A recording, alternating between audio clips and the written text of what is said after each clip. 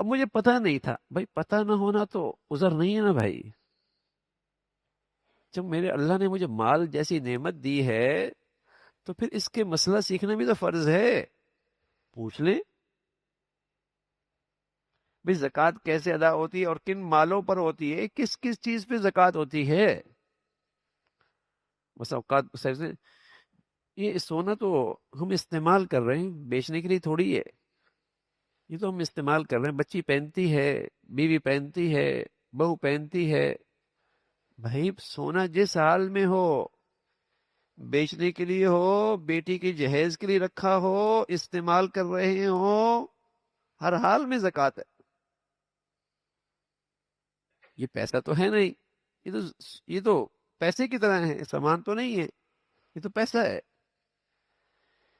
یہ تو آپ نے بیٹی استعمال کر رہی، بہو استعمال کر رہی، بیوی استعمال کر نہیں استعمال کر رہی. آپ نے اپنے بیٹی کی جہیز کے لیے رکھا ہے، آپ نے اپنے بیٹے کی شادی کے لیے رکھا ہے. سال گزر گیا، زکوٰۃ ہے.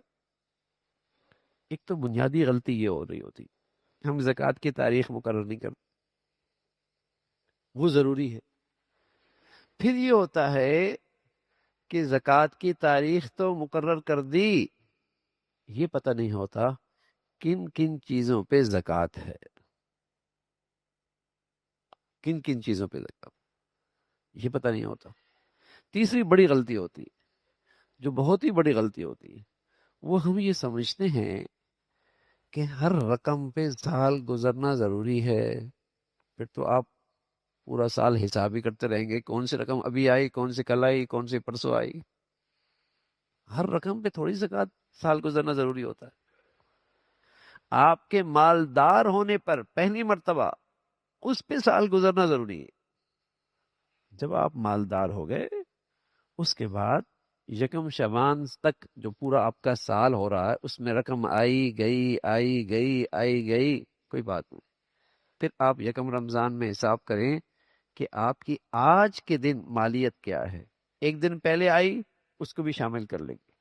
10 دن پہلے آپ نے اس میں سے 10 لاکھ روپے خرچ کر دیے، اس پہ زکوٰۃ نہیں ہے. آپ نے ایک دن پہلے اس میں سے 1 کروڑ روپے خرچ کر دیے اپنے بچے کے مکان بنانے کے لیے یا بیٹی کے لیے گھر خریدا، اس پہ زکوٰۃ نہیں.